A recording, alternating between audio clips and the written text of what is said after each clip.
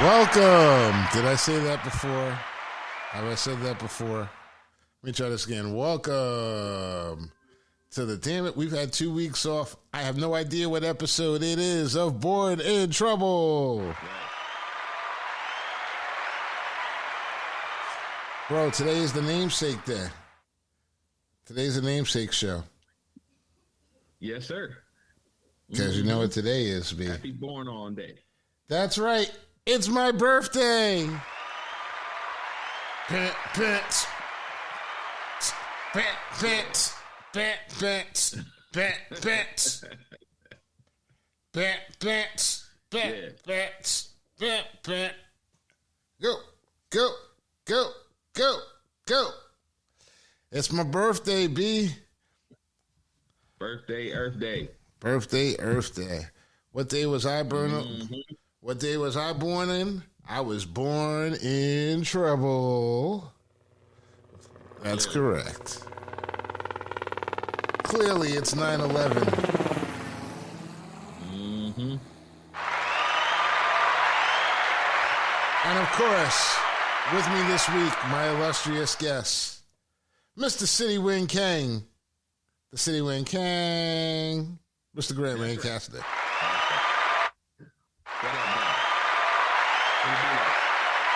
What up, though? Yeah, bro. So how was your 9/11 today? Man, 9/11 was interesting. You know, it was a big deal. You know, the fire department did their thing. They had a real good. I saw a real good story yesterday on 60 Minutes. The whole show was about 9/11, New York, FDNY. Yeah. It's a real good episode, man. Yeah. It's a real good episode. Big up to them dudes. Man, you know. Go ahead.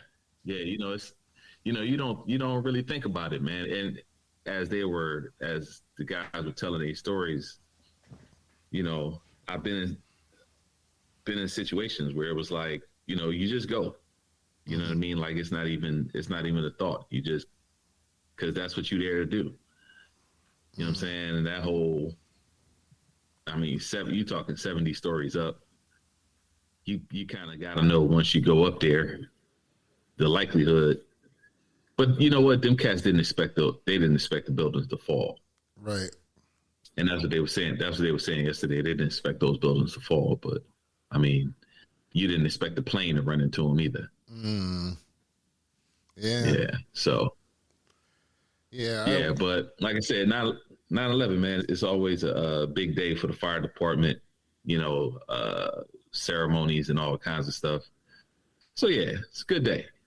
Representing. Good day today. Representing. Mm-hmm. You know, I was actually on the Wisdom app before I came on here. I wanted to shake the cobwebs off because it's been a couple of weeks since we did any show and probably about a week and a half since I did any broadcasting. And I was mentioning, I was talking about 9/11, and you know the story. I'm not going to tell it every year in like detail and everything, but we'll just go a quick synopsis of what my 9/11 was like. 9/1, Miss Mary passed away. God bless the soul.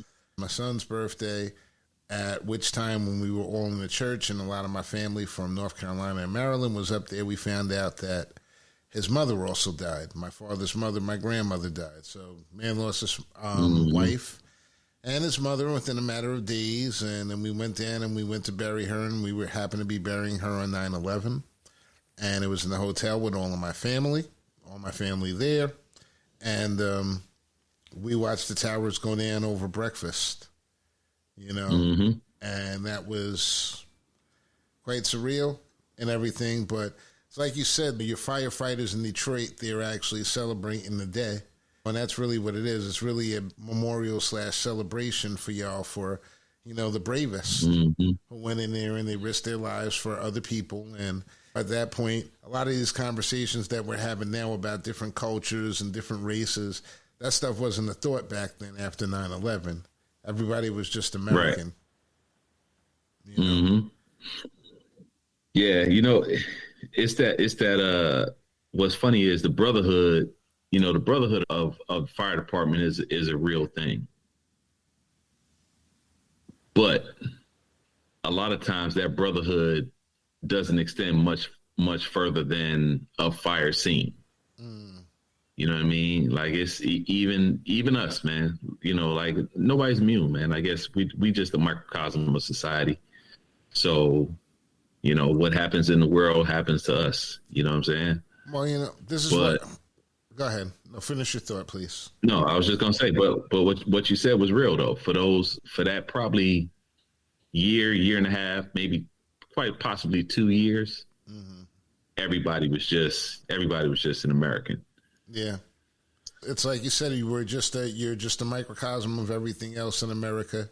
The same way the World War I vets went to war and came back and were denied GI Bills and VA loans, something that has affected the generational wealth of many Black Americans, FBAs as they call them now, or as some people call them now, foundational Black Americans. Foundational. Yes, sir. And this is just what it is. If you don't know it, if you haven't experienced it, you wouldn't know it. And 9/11 was a new experience for everyone. Like I said, when that happened, we drove up. We ended up parking at the Tappan Zee Bridge and going online. There was a whole bunch of cars because they had shut down the bridges going to Long Island. Anything or any bridge was shut down. I guess they were checking it for bombs, making sure that there wasn't going to be a secondary attack. And they didn't let us all go home until the next day. And there was a lot of camaraderie out there in those parking lots. I think it was Popeyes that was right by that, or some type of fast food restaurant. And there were a lot of cars from New York and that were parked there, and everybody was like peaceful and like, you know, how you doing, so on and so forth. We don't get that now. That's not the country.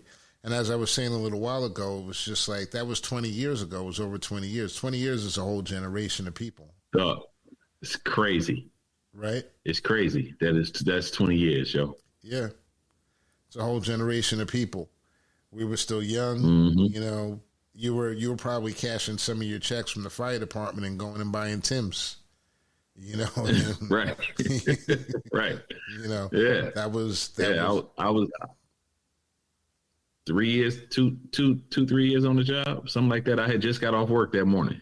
Yeah, and it's like a surreal experience. And now you kind of wish that you could take it. You kind of wish that we could go back to that somewhat, but you know, can't put Pandora back in the box. So this conversation about the FBAs and these people, like we've had there's been a lot of black on black violence recently with, and when I say violence, I don't mean guns, I mean words, because that's what they say violence is now. And really it is words now. It really is the violence now, because you can't punch anybody. If you punch someone, you're going to jail. I had an issue. Yeah. I had an issue in the store. I don't know if this happened before we did our last show, but had an issue in the store. We had a price check, and this dude, like an incel, basically told my woman about the price check. He was like, you know, I don't even have to help you right now. You can basically, I can tell you to go fuck off if you want. Normal pasty guy who's doing nothing but playing video games all day long and comes in contact with a woman and doesn't know how to talk to him. And I literally almost ended up in jail at that point in time because I was like, B, you don't talk to no woman like that. Yeah, at all. At all. At ever. all. Ever, at any point in time. They get reckless with it, though. They do get reckless with it. Tell me something, Grant. Yeah, nah. The fact is, man, people audacity is at such an all-time high, you know, and everybody thinks that everything is just okay now, you know, because we put up with so much. People just get to say, at least online, you know, people get to post every thought and everything is just kind of okay. But fuck that, man. Sometimes you need that check. And that check sometimes has to be a hard check. But people don't, in these days and times, man, that hard check is something that people don't want it as much as they need it. Yeah. You know what I mean? I just, you know. Well, that's one of the reasons why we're the generation people say they don't want to mess with that generation. We're the scariest people because we took care of ourselves. We stayed out at night and hung out in the street all the time. And really what you're essentially saying is that we went through hardship and we recovered. Right. We stood up on the fences, Exactly. we fell down, and we fell down. But the most important thing is that we got up afterwards. And that's something that this society isn't valuing. They're trying to protect everyone from even falling. And that's never going to work. It's not going to work for society and for people. You're just generally making yourself softer. What I see it as is I really see it as a softening up for AI. You're not going to be able to fight. You're not going to even know what to fight about. They're making these kids and these people weaker all the way around. And the conversation I had about these FBAs and these I actually ended up getting caught into it yesterday on Twitter, briefly, because I don't get into it with people online anymore. It's just there's no value to it for me. There's no, I don't see what the end game is. And this female that I had followed on Twitter, she had followed me, I followed back, And, we had a couple of nice interactions, but I started noticing, I guess she's Caribbean in nature and of Caribbean descent. And she had posted something up about the FBAs and how X, Y, and Z. And I was like, if you don't want these people talking about you, why are you even going at this person you don't know? What's the purpose? And my whole thing is that we're not all brothers. We're not all brothers. People from America and people from Africa, we're not the same. We don't have the same origins, but we all cousins.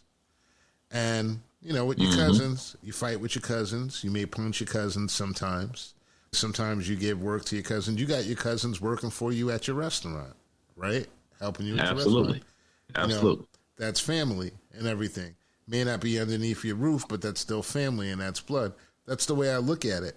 So I see no value whatsoever in making an argument with an African person about them coming over to this country. But at the same time, I have a problem with them judging the black experience because they didn't live the black experience here. So, right. Well, I think it's the hardest thing in any relationship, man, is to understand someone else and then to be understood by someone else. You know what I mean? Or to understand someone else and to be understood by someone else. So in any relationship, we kind of take those things for granted, that we just kind of can relate to what the other person has been through. We always think that people will respond the way that we are, but our response is based on our personal experience. You know what I mean? And the things that we've learned, the consequences that we faced so it's hard to say, it's hard to make those kind of judgments, statements. or as a statement of fact. It's hard to, as a statement of fact. It's hard to make them. Mm-hmm. It's not, those things aren't facts. Fact. I can't, and this is what I said to her. I'm like, listen, she was like, well, these people don't consider themselves to be a part of the diaspora and so on. So I'm like, are you speaking to me or are you speaking for me? Which one is it? Because I'm sitting here, I am what you would call a foundational black American, and I can consider, of course, I'm a part of the diaspora. It's stupid to think of anything else. We're all a part of the diaspora. If we're not family, we're cousins. Right. And the way I ended it to her, I was very simply, I was like, look, I said, in my house, we're all invited to the cookout. Whether or not you stay, there is another problem. I'll put your ass out my yard. Yeah, I will put your ass out my yard. Right. You know what I'm saying? I don't have no problem with that. Never had no problem with it. You know me. Time to go. I was a bouncer too. I bounced at all types of clubs, Hispanic clubs, Caribbean clubs. They used to call me the big crazy Yankee boy. That was my name. So I think what people don't understand, man, is that even if you were Caribbean, if you were of Caribbean descent, you were part of it too. You just got dropped off early. Yeah. You know what I mean? Of course, the situation was different in America. You know what I mean? America, chattel slavery is the worst single incident in the history of the world that we know of. Of course, it was different. If you didn't come here, it was different. If you got dropped off in Puerto Rico or the Caribbean, or you know what I mean, like wherever else, Brazil, South America, wherever else you may have gotten dropped off, because not everybody made it here.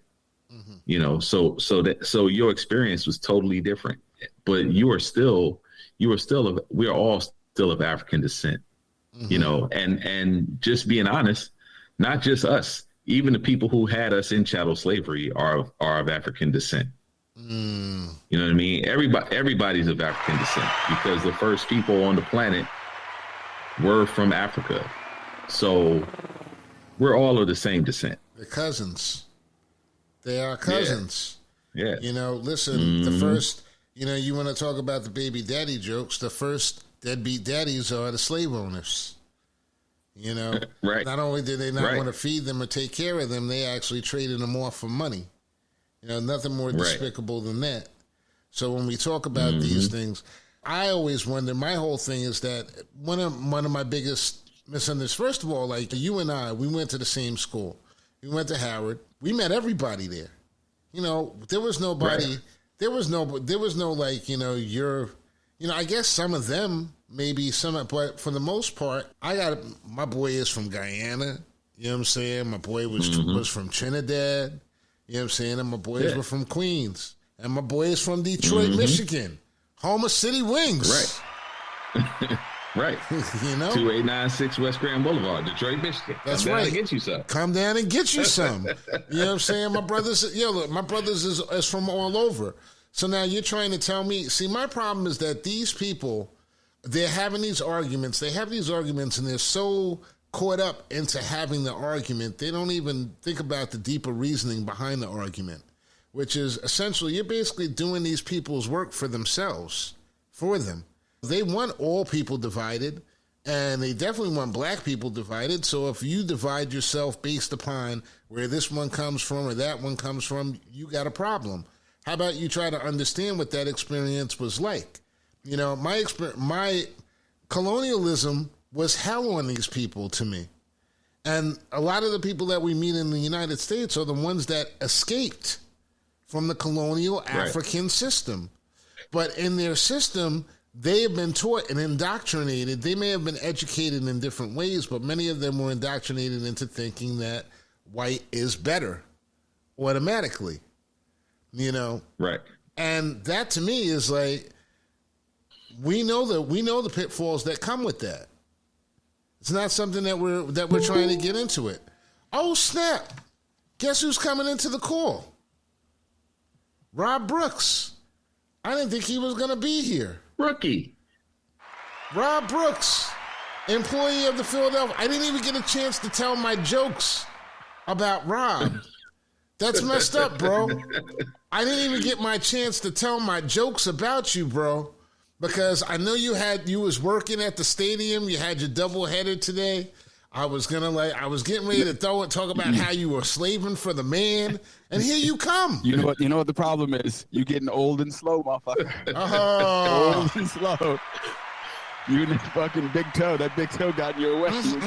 From New Jersey, Pennsylvania. He comes in hot. Coming in hot. Yeah. He had a doubleheader at the stadium too, huh? Yeah, exactly. It's not every day your boy turned 60. Yeah.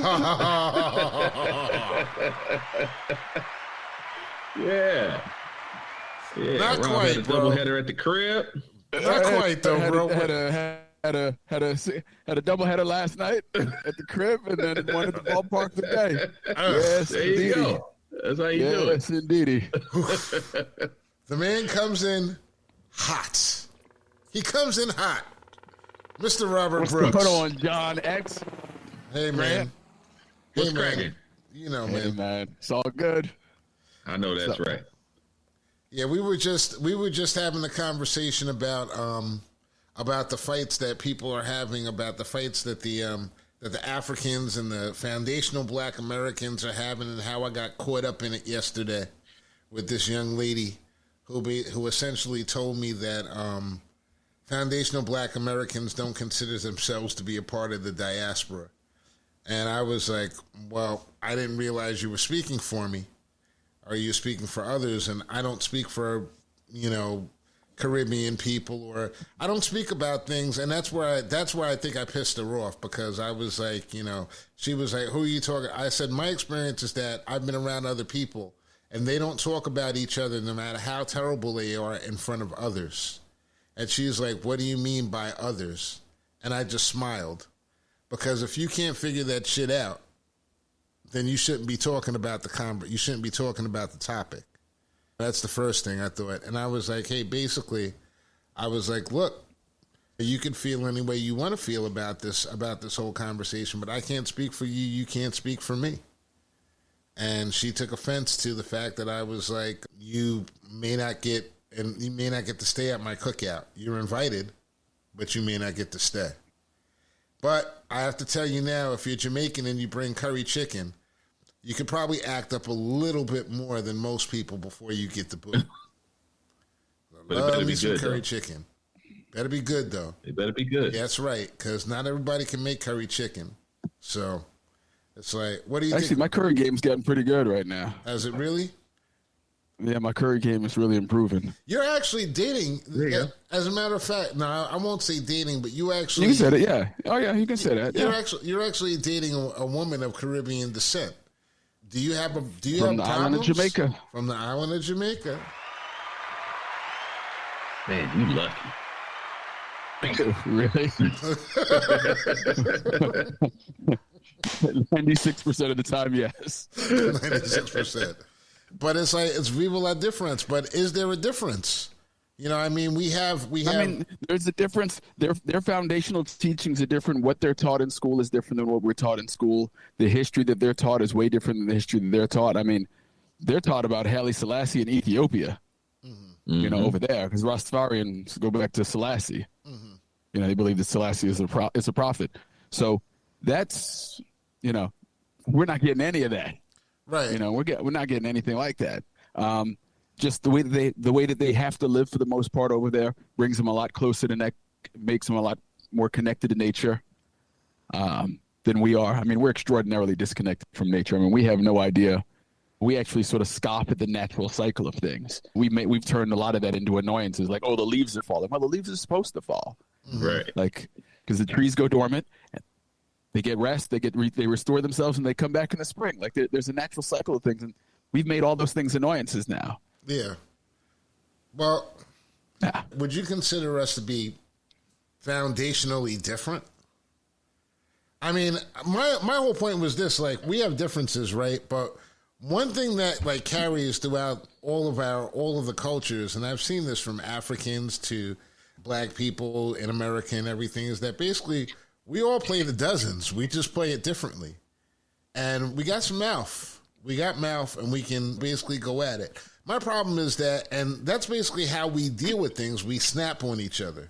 But I don't like the seriousness of a lot of these tones. It's like there's no understanding. It's like, it's not as if we're snapping on each other and we're in the same family. Like I was saying earlier in the show, I feel like we're all cousins. We may not be brothers and sisters, but we're cousins. We come from the same place. We come from the same tree and everything. I don't understand all the violence.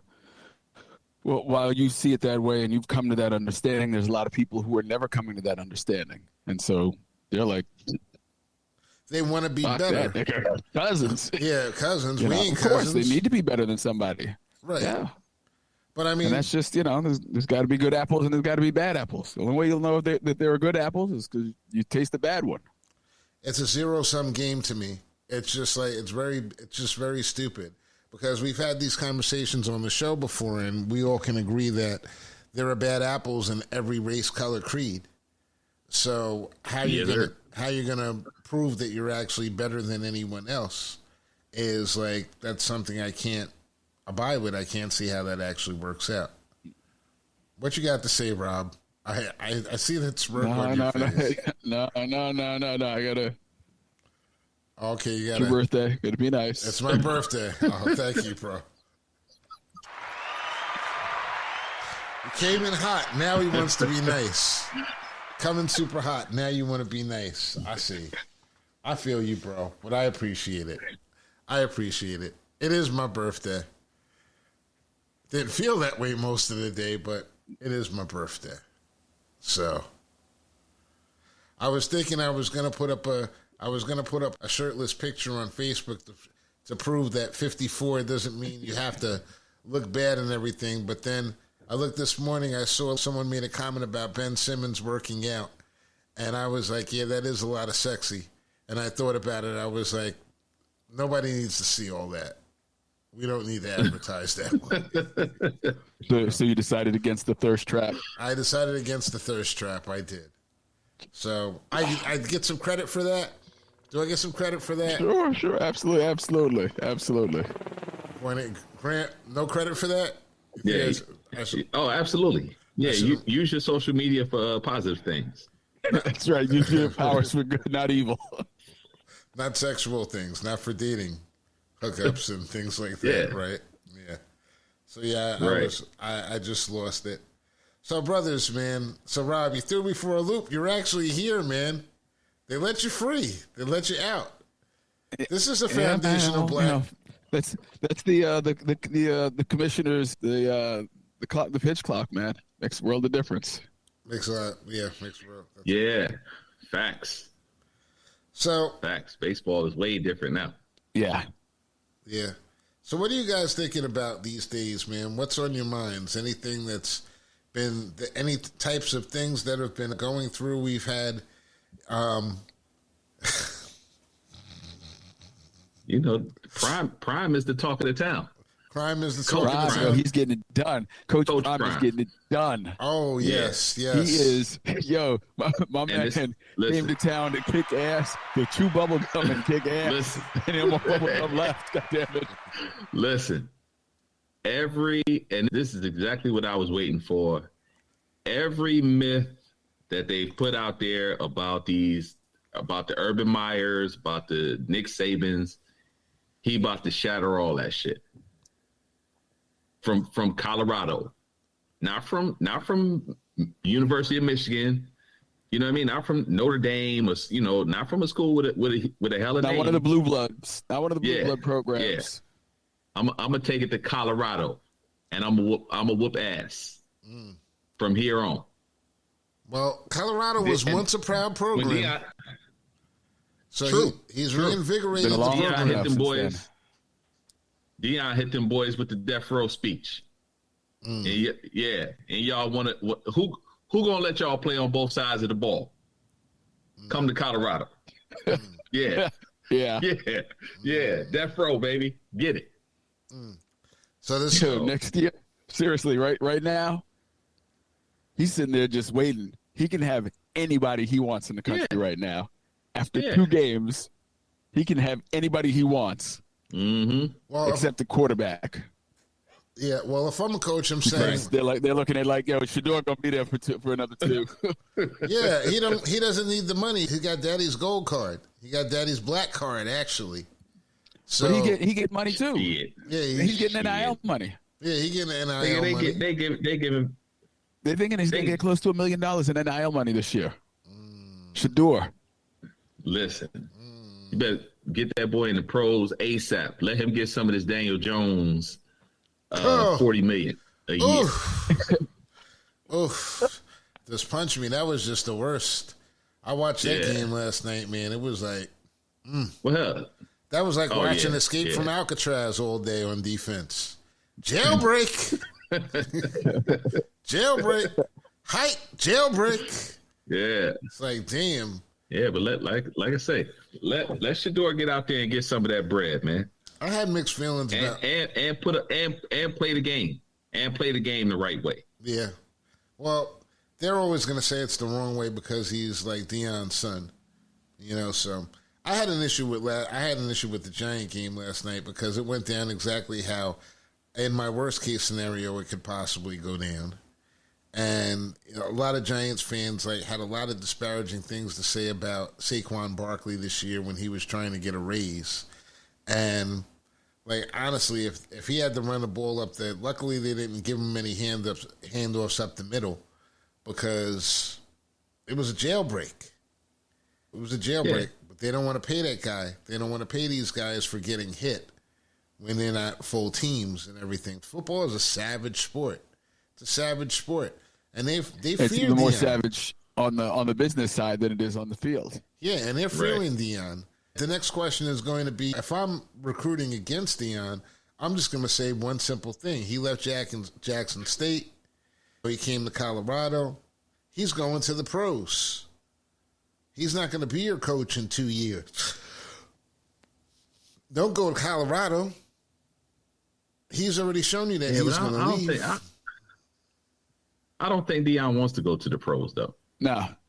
I think he enjoys instilling what he has into these youngins. Into these young men. Yeah, I think that's part of the joy for him. I think that's what a lot of this draw for him. Mm-hmm.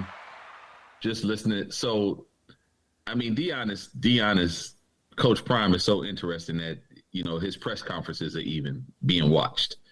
You see what I'm saying? They're waiting to I don't even understand how you can't like this guy. They're waiting to Kyrie him. It's hard for me to understand. They're waiting to Kyrie him. That's all. Every week they're trying to Kyrie him. You think so? Well, listen, they're going to say what they're... This is something that, see, one of the reasons why we need to, as a group of melanated people or black people living in the United States, we don't have to be like this. We don't have to be lockstep. We don't have to all unite under one political party or anything of that nature. But we need to understand the basic foundations of what it means to be black in America. And Deion Sanders is an example that we can all watch of what it's like to be black in America. Doesn't matter if he were descended from Nigerians or if he was Jamaican or, what he actually is. He's just a black man. And we know that they're going to try to Kyrie him first chance they get. Anything he says that's controversial, everything that he says is going to be out there. It's going to be out there. He's going to have to defend positions that aren't his. He is going to have to continue to, fight with these guys. And all it takes is what reporting is on that level is, and I think, Rob, you can probably agree with this analogy, it's a slow drip of water on a rock. They ask you the same question over and over and over and over in hopes of getting a different answer. Mm-hmm. You can have 5 different reporters going there with the strategy. Okay, I'm going to ask him this way, you ask him that way, you ask him that way, but it's essentially the same question. So they're going to try to wear this guy down because he's scary. He's scary. He's empowering these people with NIL deals and now Coach Prime. What's next? Who's next? He's tearing down he's eating away at the foundation of what they have built on the backs of these athletes. He's coming in with a purpose. These boys are getting a real education on how to play the game. And he said he wants smart, tough. I can't remember he used 4 adjectives to describe his players that he wants. And he said, if I get those guys, I'm gonna win. I mean, he said he's gonna win anyway because he's Prime and he's a winner. Yeah, don't let my confidence scare you. Well, he obviously knows what he's doing. Clearly. So, big shout out to Deion for shutting down Nebraska this weekend. That coach had a lot of bad things to say with him. But luckily in Nebraska, there's a whole bunch of crows. So he can eat all week. Eat. Yeah. I'm sure Matt Rule is, not exactly happy with himself at this moment, but he's still, he's still getting down from his fall from grace, so. Right. Well, listen, we all need to learn how to shut up sometimes. Honestly speaking, we can have these shows all day long and we can espouse over a million different things, but what we say isn't what makes us determines who we are. It's what we don't say and when we don't say it. Yeah. And some people just don't know when to shut up. Right. And especially today, there's no consequences. Like Mel Tucker. Yeah. Like Mel Tucker. Don't know when to shut the fuck up. Who's Mel Tucker, by the way? You have to explain this to me. Michigan State's State's coach. Yeah, caught out there. Yeah, that That's a quality one. Why, dude? That's a quality one. Why? I mean, it makes no sense. You talking to a rape activist who survived the gang rape. What you doing, son? Why are you beating off on the phone with her? And here's my question though: how do the signals in the conversation get so crossed that he thinks it's an opportunity for him to beat off? You see what I'm saying? Like, how are the signals that fucking crossed, bro? Just saying. I'm just saying. What is she talking about? What does she do that makes you think like, hey, maybe this is a moment here? Yeah. Yeah, right. I'm feeling some kind of way right now. Like she's talking to me now. Right. Like if her words were, and it was one of the most horrible experiences of my life, but at the same time, right. it from the ashes rose this really strong and creative, and it's just like, say it again, baby. Say it again, baby. I can't. Like, I mean, and it's not funny, man. But like, what the fuck are you thinking? What is she saying? Like, what was she saying to get you there, my man? Some of the stuff you see these people doing today is like, it's absolutely ludicrous. And you get on social media and you'll have a whole bunch of people that say, yeah, it's because he's a black coach. Nah, he's just a horny dude that's got a sexual problem. Yeah. They come in he's a dumbass. Yeah, they come in all shapes and sizes and everything. It's like, we've had the conversation before about sexuality and about beating women. Like, that was another thing. I saw a fight online with some people. Like, yo, that is something that was so American. Slapping women. There's nothing more American than slapping women at one point, 70s, 80s, 90s. What are you going to do? Just going to slap her, and then she, got in line and everything. That's America. No matter what generation comes up, you're going to still have these people. I mean, are we moving towards a kinder place where men don't hit women and everything? I mean, we have the verbiage. Is that going to stop it from happening? Does the verbiage actually stop anything from happening? Or do they just become better at hiding it?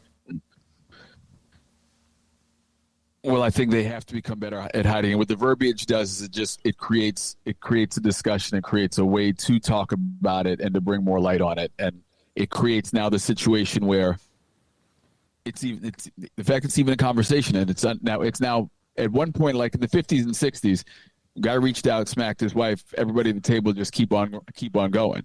Right. Now if that should happen,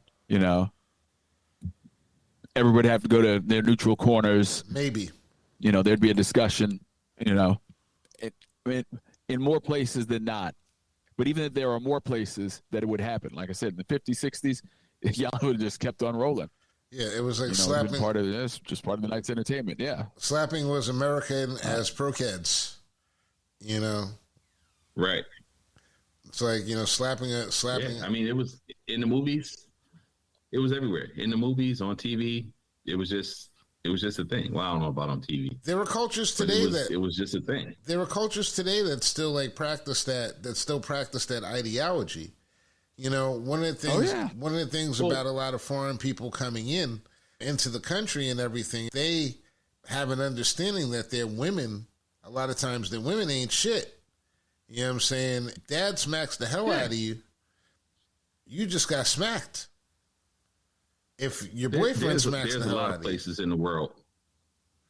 There's a lot of places in the world that women are second-class citizens. Yeah. So to speak. I mean, so Dearborn, Michigan has one of the highest concentrations of Middle Eastern people outside of the Middle East, right? And if you see a family in a just out somewhere, a son knows that he can run the shit out of his mama, and his mama better not say shit.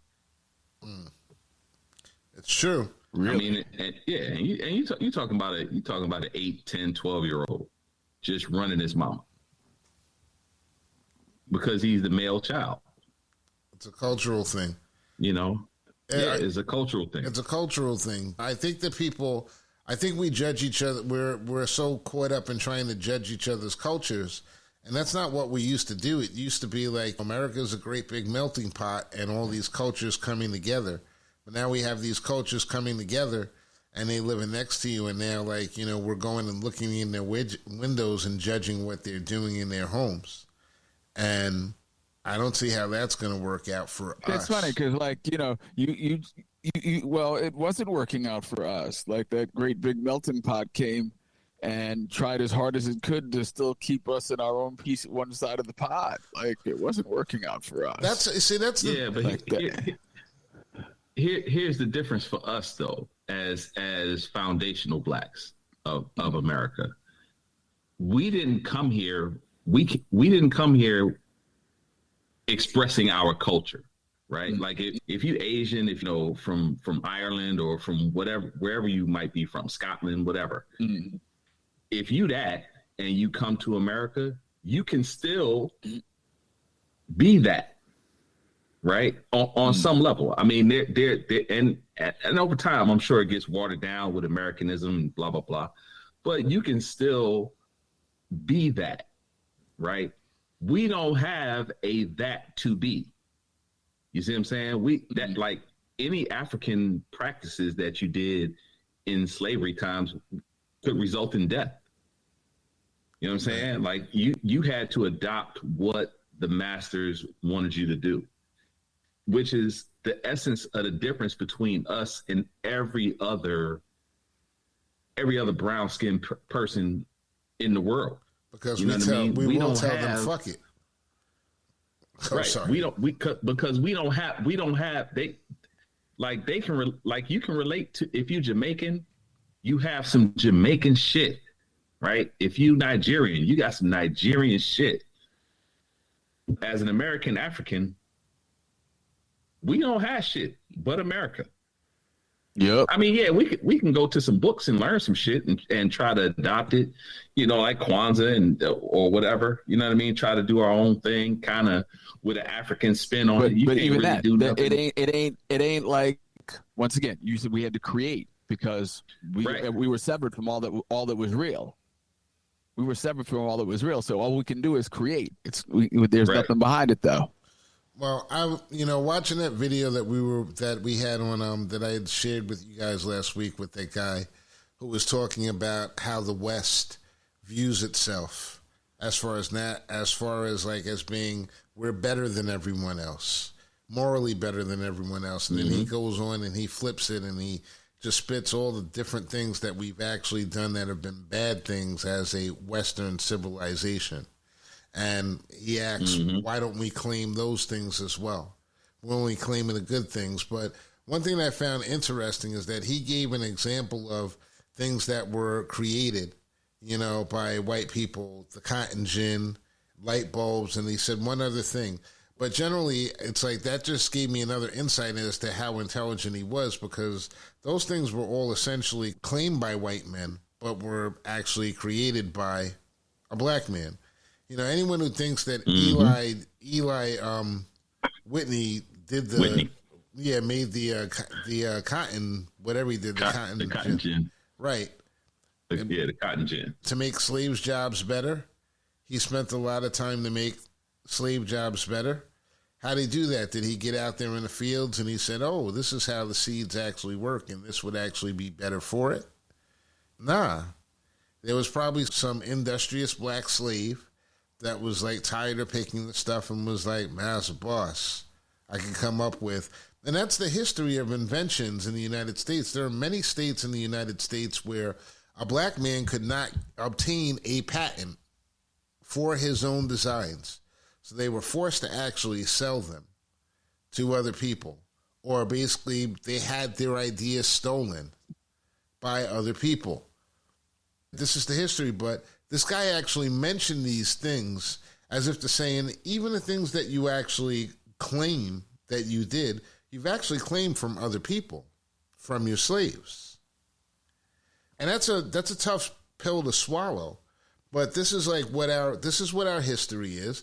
Even to this day, we're great inventors. What was that guy who created that machine, that mechanism that during the droughts that actually pulls air out of the water?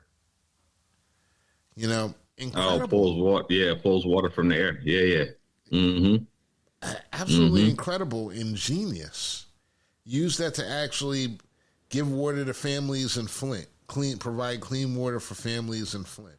There are so many things that we have created and that we've taken. And going back to the beginning of the show, when you weren't here, Rob, you know, nobody loves America more than black people. That's the reality of it. Nobody loves America more than black people. And nobody's been kicked in the ass by America more than black people. And it's kind of a strange dichotomy that we have. The Native Americans might have something to say about that. They might have something to say, and they would have but a lot of listen, right there. They're like y'all. At least y'all out there in the society, they got us quarantined in these reservations. Right. And if we want to see y'all, we got to set up a happiest land that America had. If we want to see y'all's money, we got to set up a dice scheme or a casino. You know, this is what you get. So, all right, enough with the black stuff.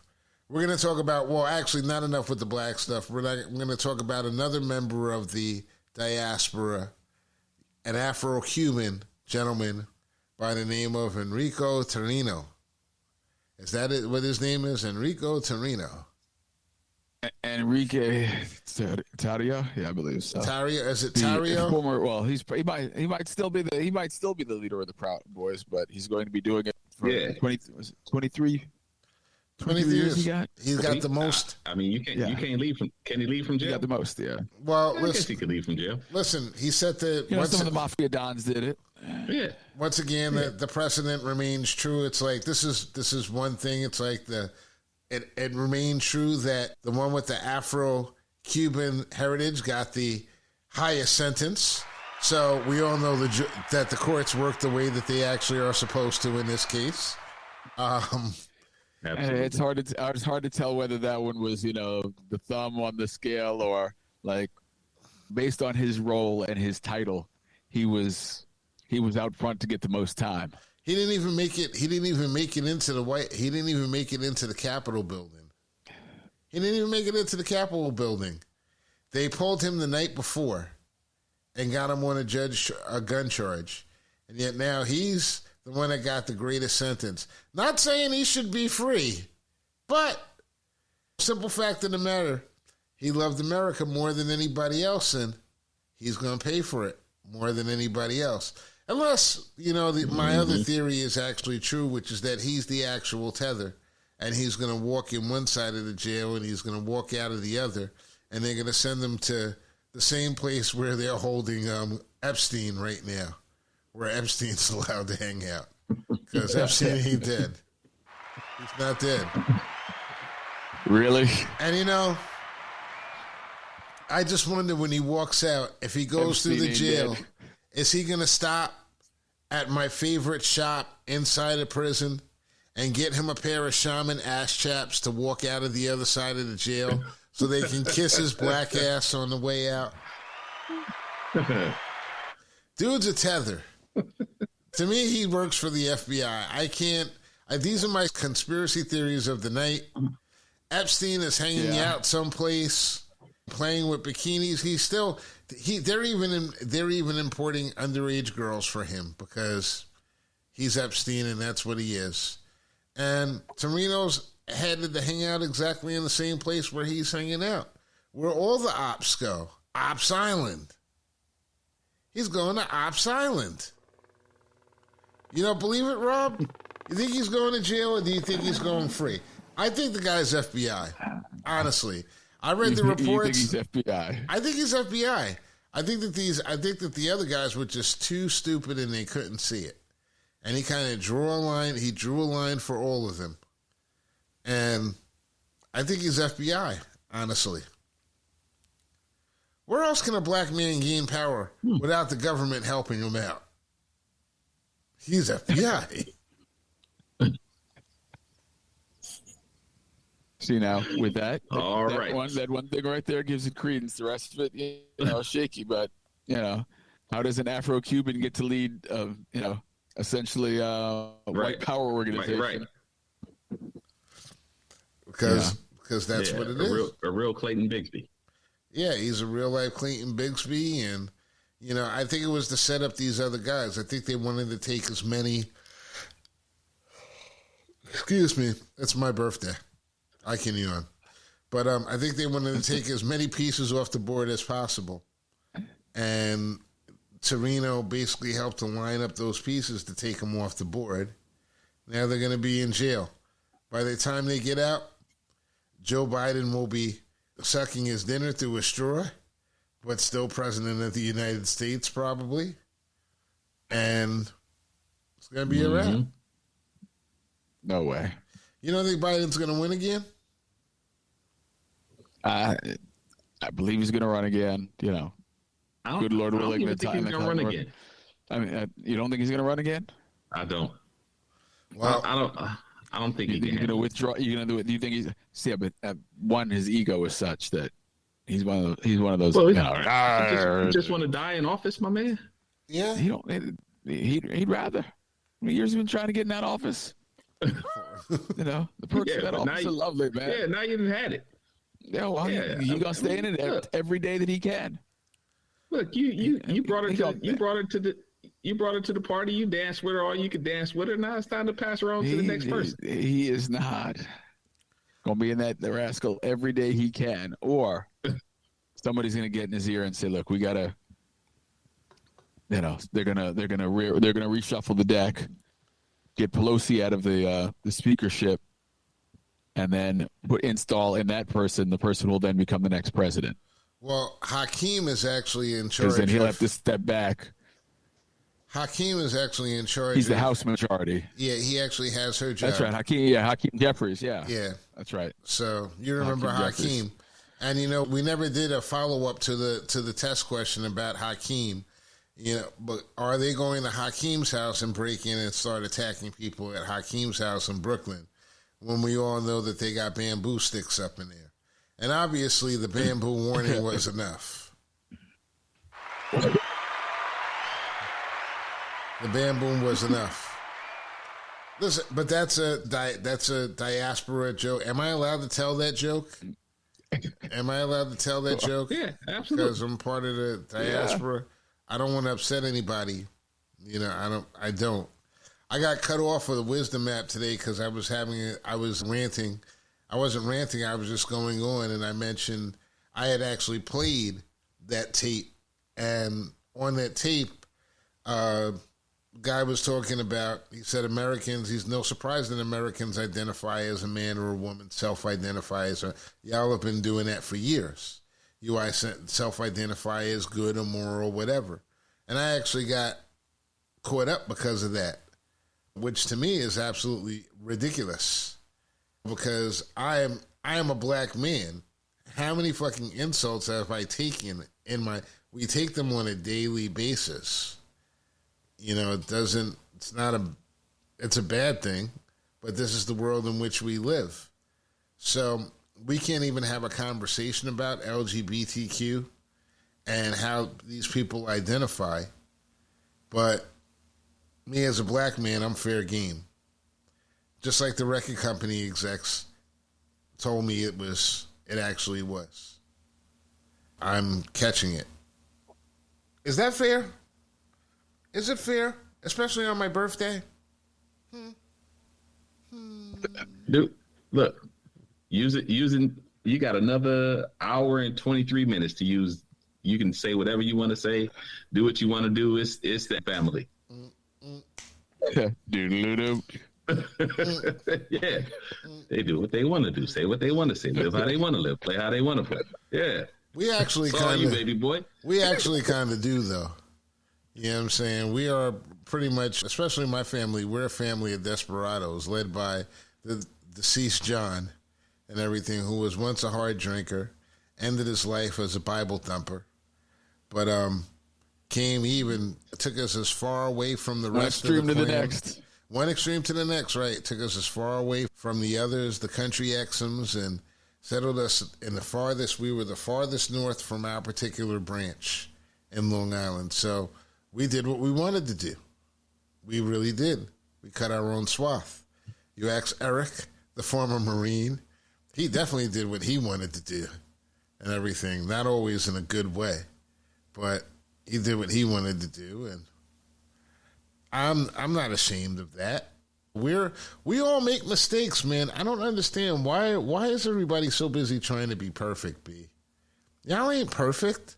You're gonna try your whole life and you're still gonna be fucking imperfect. Being imperfect is okay. Absolutely. Rob, you have that look on your face. Rob. I'm just wondering where this rant is coming from. You're wondering where the rant is coming from? You're getting a little philosophical. You're getting a little philosophical on your birthday. What's B? I've been inspiring this. Listen, I've been feeling this way for the last couple of weeks. I'm just like, we talk a lot and we complain about a lot of different things on the show, and we get into a lot of different conversations about stuff, but it's not because I just want to complain about things. It's because I want things to be better. I'm trying to wake some of you motherfuckers up. We don't have to fight with one another. We're cousins, B. There's nothing to be gained in that argument other than wasting time. There's nothing to be gained in that argument. Like, I look at this world and I look at what's going on. I was mentioning, and I don't want to piss off Saudi Arabia, but because, like, honestly, listen, if I had all that money in oil, I'd be fucking with other countries too. Okay?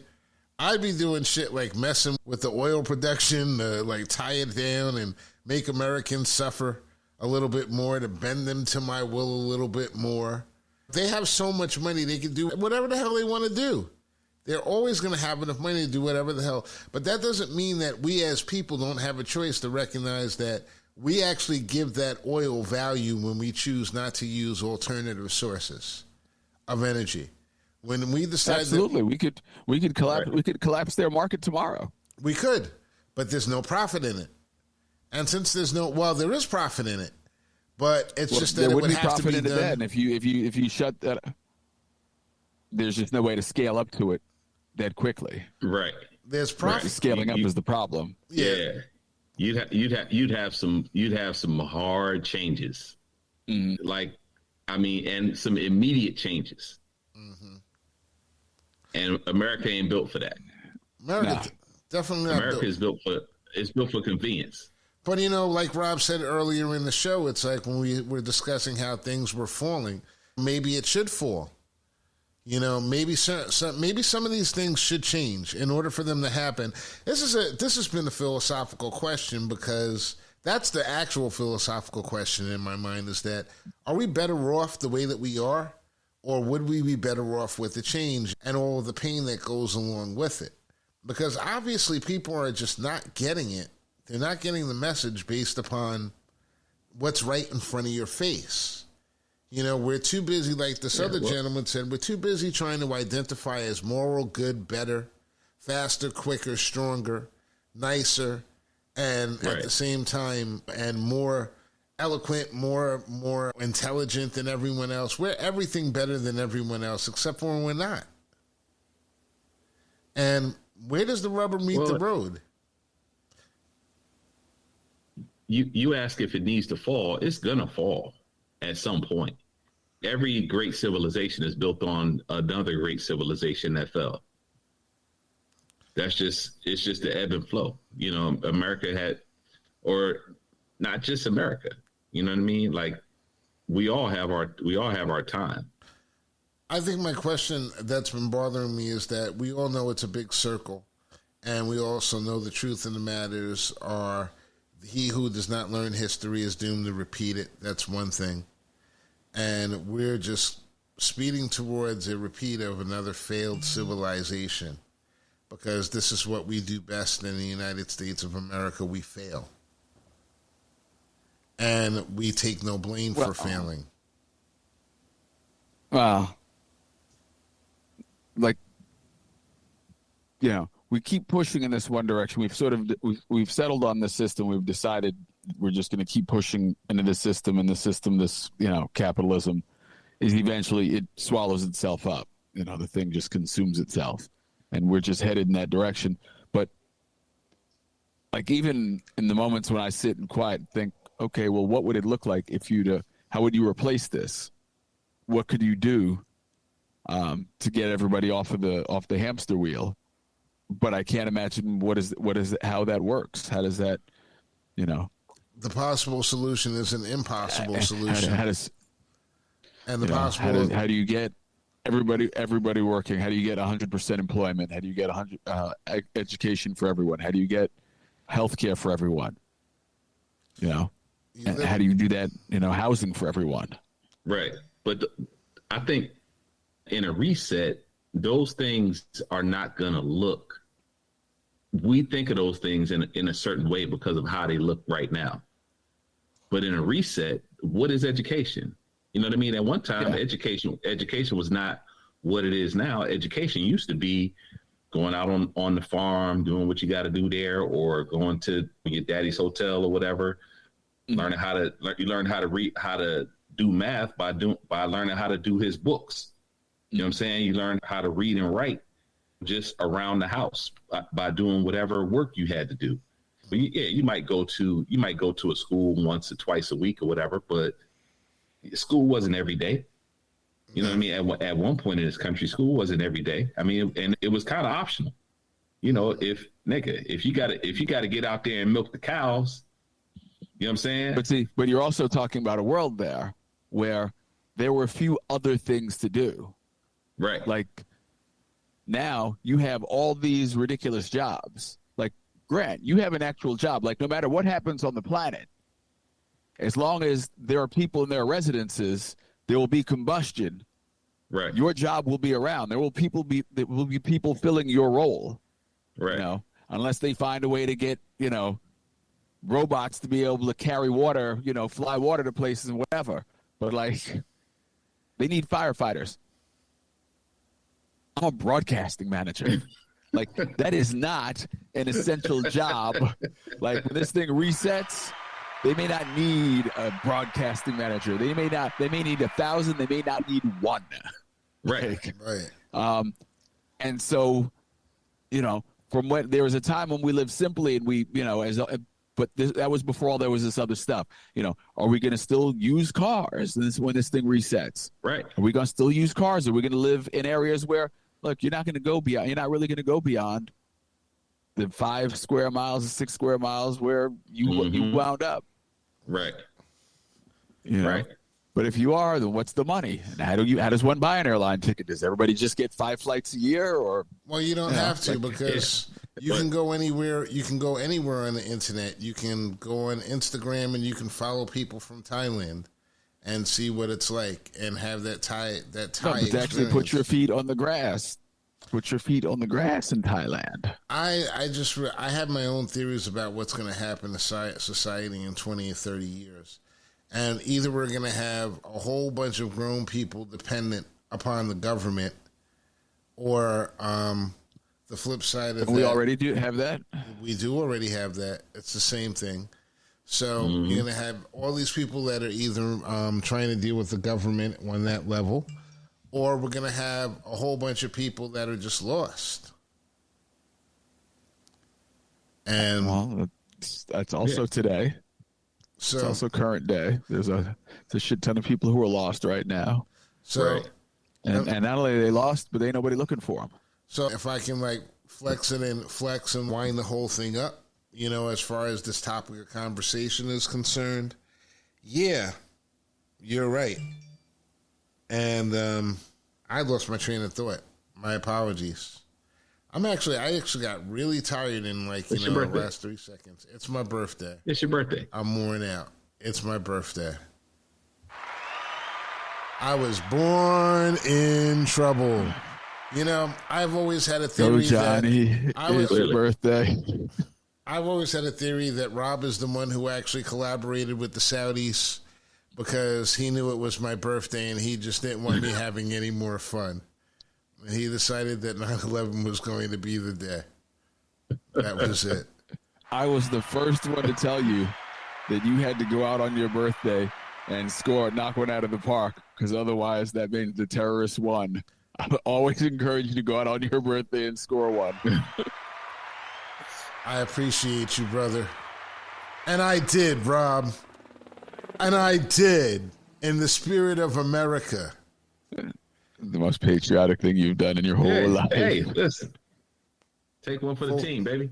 Full flag. Full flag, baby. Hey, anytime you go to the, well, I'm going to leave that one alone. That's why I know I'm getting tired. I'm at least going to end this conversation right now. I was about to say something really, really off the hook, but I'm going to end at least the recording part of the conversation. We can keep going and stream in a couple of minutes, and then we're going to go. But from parts unknown, I'm going to say you first, Rob, Mr. Robert Brooks, Philadelphia, Pennsylvania. What's going on? Welcome, aloha. The city's finest. On the way out. And of course, the city wearing Kang, home of Mormon girls. I mean, Mormon wings, or no, not Mormon. Amish. The Amish wings. Amish. Mormons, Amish. West, Amish East. I don't know. I'm sorry. I mixed my inbreds. Mr. City wearing King. Oh, wow. Grand Lancaster. Oh, wow. There's fire in the hole. Yes, sir. Yes, sir. We right here, right now. Listen, B, if you're Amish and you live in that community and your forehead's a little bit high, ask your cousin, brother, sister.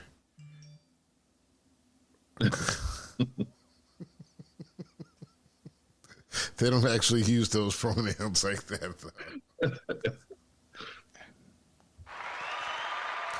Born in trouble. Out there so you can meet some of them. Listen, you'll transact a little business with them. They're very lovely people. My brother, the Mormons, I've already transacted with a Mormon in my life. No, she was very happy. I think she got the better end of that deal. She really did. But that's another conversation. Really? It's another conversation. See, I'd have thought that she got the shaft, but clearly I didn't understand what kind of interaction you guys had. Well, yeah. Well, it was actually the first Puerto Rican Mormon I ever met in my life, so. Sincletus? Who just also happened to be the first Mormon you'd met in your life, right? Well, in a way. Born in trouble, peace.